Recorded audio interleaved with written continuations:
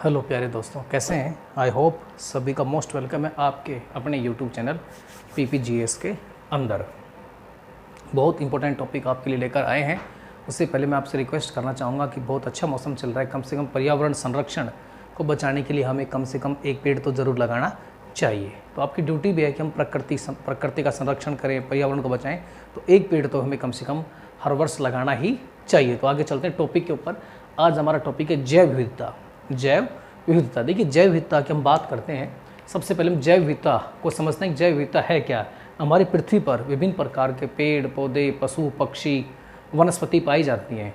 उनके बीच में जो विविधता पाई जाती है, अर्थात विभिन्न प्रकार के पेड़ पौधे, वनस्पति, जीव जंतु, कीड़े मकोड़े या सब जानवर पाए जाते हैं, उसी को जैव विविधता कहा जाता है। अर्थात कि हमारी पृथ्वी पर जितने प्रकार की वनस्पति पाई जाती हैं, पेड़ पौधे पाए जाते हैं, जीव जंतु पाए जाते हैं, यहाँ तक कि शैवाल, कवक, प्रोटोजोआ, बैक्टीरिया, वायरस इत्यादि सभी प्रकार के जो जीव पाए जाते हैं, उनके बीच में जो विभिन्नता पाई जाती है उसी को हम जैव विविधता कहते हैं। तो आप इसको बहुत ईजी शब्दों में इसको आप याद रखेंगे। संयुक्त राज्य अमेरिका की 1987 में एक रिपोर्ट आई थी। उस रिपोर्ट का नाम था technology assessment report. Technology assessment report 1987 में प्रकाशित हुई थी और उसमें यह कहा गया था कि जीव जंतुओं में पाई जाने वाली विषमता,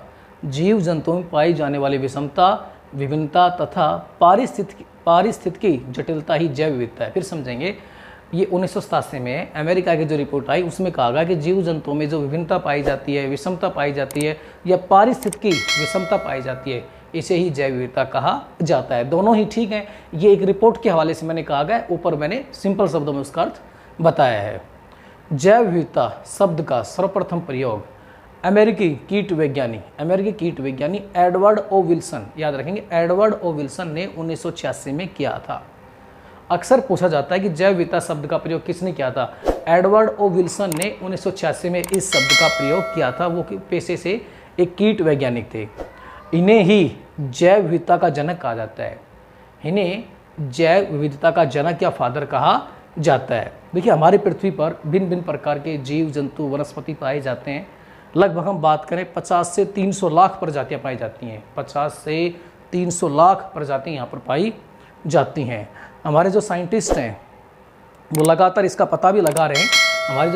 वो इसका लगातार पता भी लगा रहे हैं। वैज्ञानिक लगभग 17 से 20 लाख प्रजातियों को पहचान पाए। आज तक जितनी प्रजाति हैं उनको सभी हमारे साइंटिस्ट अभी नहीं पहचान पाए हैं। लगभग 17 से 20 लाख प्रजातियों की ही पहचान हमारे साइंटिस्ट कर पाए हैं। पृथ्वी पर जो जैव विविधता वो असमान है, अर्थात एक समान प्रकार की जैव विविधता हमारी पृथ्वी पर नहीं पाई जाती है। भिन्न भिन्न प्रकार की जैव विविधता पाई जाती है। कहीं पर ज़्यादा मात्रा में जैव विविधता है, कहीं जगह पर कुछ जैव विविधता पाई जाती है और कुछ ऐसे क्षेत्र हैं जहाँ बिल्कुल ही क्षणिक जैव विविधता बिल्कुल थोड़ी जैव विविधता पाई जाती है। अब जैव विविधता के लिए हम कारक की अगर हम बात करते हैं तो उसको हम देखते हैं। 2 कारण हम उत्तरदायी मानेंगे, अर्थात जैव विविधता के लिए 2 कारण उत्तरदायी होते हैं, तो वर्षा और उच्च तापमान। अर्थात ऐसे क्षेत्र जहाँ ज़्यादा मात्रा में वर्षा होती हो और तापमान ज़्यादा मात्रा में हो, वहीं पर जैव विविधता पाई जाती है। ये हमारा ग्लोब है। इस ग्लोब को आप समझते हैं, ये बिल्कुल इक्वेटर है। पृथ्वी के बीचों बीच से ये कर्क रेखा है, ये मकर रेखा है। और आपको पता ही है कि इक्वेटर के ऊपर जो सूर्य होता है, सूर्य की रोशनी, सूर्य किरणें आती हैं बिल्कुल सीधी आती हैं। अर्थात यहाँ पर जो टेम्परेचर है, तापमान, वो ज़्यादा मात्रा में पाया जाता है। तो यहाँ पर तापमान भी काफ़ी अधिक मात्रा में होता है सूर्य की सीधी किरणें आने के कारण। और जब ज़्यादा यहाँ तापमान रहता है तो यहाँ इस क्षेत्र में वर्षा भी ज़्यादा पाई जाती है। इसी कारण सर्वाधिक जैव विविधता इसी क्षेत्र के अंदर पाई जाती है। इस क्षेत्र को उष्णकटिबंधीय क्षेत्र कहते हैं। अर्थात सर्वाधिक जैव विविधता उष्णकटिबंधीय क्षेत्र में पाई जाती है। अब जैसे ही आप इन क्षेत्रों से ऊपर चलते हैं, ये ध्रुव होते हैं, ये उत्तरी ध्रुव, ये दक्षिणी ध्रुव। ध्रुवों के ऊपर सबसे कम जैव विविधता पाई जाती है। अब जैसे इससे ऊपर चलेंगे जैव विविधता घटती जाएगी। क्यों? ऊपर वर्षा भी नहीं होगी और उच्च तापमान भी नहीं पाया जाएगा, और इस कारण इस क्षेत्र के अंदर सर्वाधिक जैव विविधता पाई जाती है। जैव विविधता ध्रुवों के ऊपर सबसे कम पाई जाती है। सर्वाधिक जैव विविधता उष्णकटिबंधीय क्षेत्र में पाई जाती है, जिसको आप याद कर लेंगे और उसके साथ ही चैनल को भी सब्सक्राइब करेंगे। नेक्स्ट, पूरे विश्व में अगर जैव विविधता की हम बात करें तो सर्वाधिक जैव विविधता ब्राज़ील में पाई जाती है और ब्राज़ील के बाद नंबर 2 पर सर्वाधिक जैव विविधता अपने भारत में पाई जाती है। विश्व में अधिकतम जैव विविधता किन किन क्षेत्रों में पाई जाती है? प्रवाल भित्तियाँ, नम प्रदेश, मैंग्रोव पारिस्थितिकी आदि क्षेत्रों में सर्वाधिक जैव विविधता पाई जाती है, अर्थात इन क्षेत्रों में सबसे अधिक मात्रा में जीवों की विविधता पाई जाती है। अपना भारत भी जैव विविधता की दृष्टि से काफ़ी समृद्ध है, अर्थात अपने भारत में भी काफ़ी जैव विविधता पाई जाती है। विश्व के 17 मेगा जैव विविधता क्षेत्र, यानी पूरी विश्व के जो 17 बहुत बड़े बड़े ऐसे क्षेत्रों को बांटा गया है जहाँ पर सर्वाधिक ज़्यादा मात्रा में जैव विविधता पाई जाती है। उन देशों को हम देखते हैं, मैक्सिको है, कोलंबिया है, इक्वाडोर है, कांगो है, इंडोनेशिया, पेरू, चीन, Australia, Brazil, Malaysia, Madagascar, Papua New Guinea, Philippines, दक्षिण अफ्रीका, अमेरिका, वेनेजुला तथा भारत। ये वो 17 देश हैं जिनमें ज़्यादा मात्रा के अंदर जैव विविधता पाई जाती है।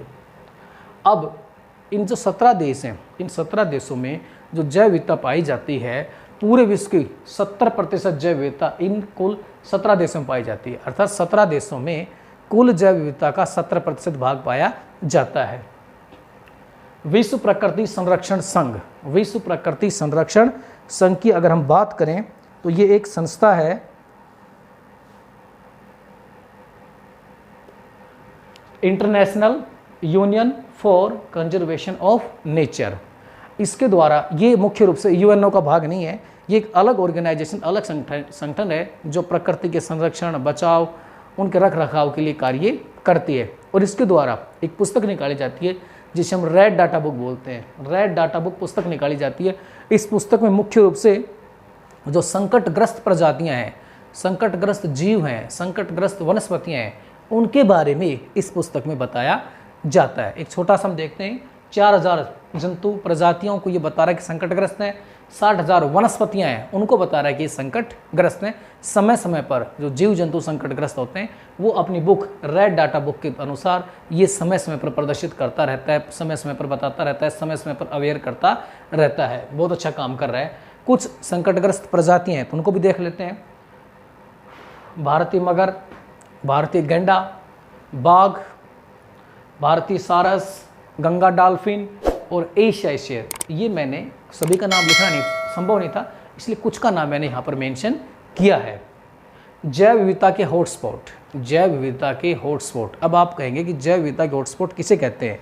तो जैव विविधता के हॉटस्पॉट ऐसे क्षेत्र होते हैं जहाँ पर जैव विविधता बहुत सघन क्षेत्रों में पाई जाती है, यानी बहुत अधिक मात्रा में ऐसे क्षेत्र जहाँ पर जैव विविधता बहुत अधिक मात्रा में पाई जाती है, उसको जैव विविधता के सघन क्षेत्र कहा जाता है। सेकेंडली, ऐसे क्षेत्रों में विलुप्ति की कगार, विलुप्ति अर्थात खत्म होने की कगार पर पहुंचने वाली दुर्लभ प्रजाति भी अधिक पाई जाती है। एक तो बहुत अधिक सघन जैव विविधता पाई जाएगी और ऐसे क्षेत्रों में कुछ विलुप्ति यानी खत्म होने की कगार पर पहुंचने वाली दुर्लभ प्रजाति भी पाई जाती है। अभी जो बायोडाइवर्सिटी हॉटस्पॉट है, ऐसे क्षेत्र बायोडाइवर्सिटी हॉटस्पॉट क्षेत्र कहलाते हैं। सबसे पहले बायोडाइवर्सिटी हॉटस्पॉट की अवधारणा 1988 में नॉर्मन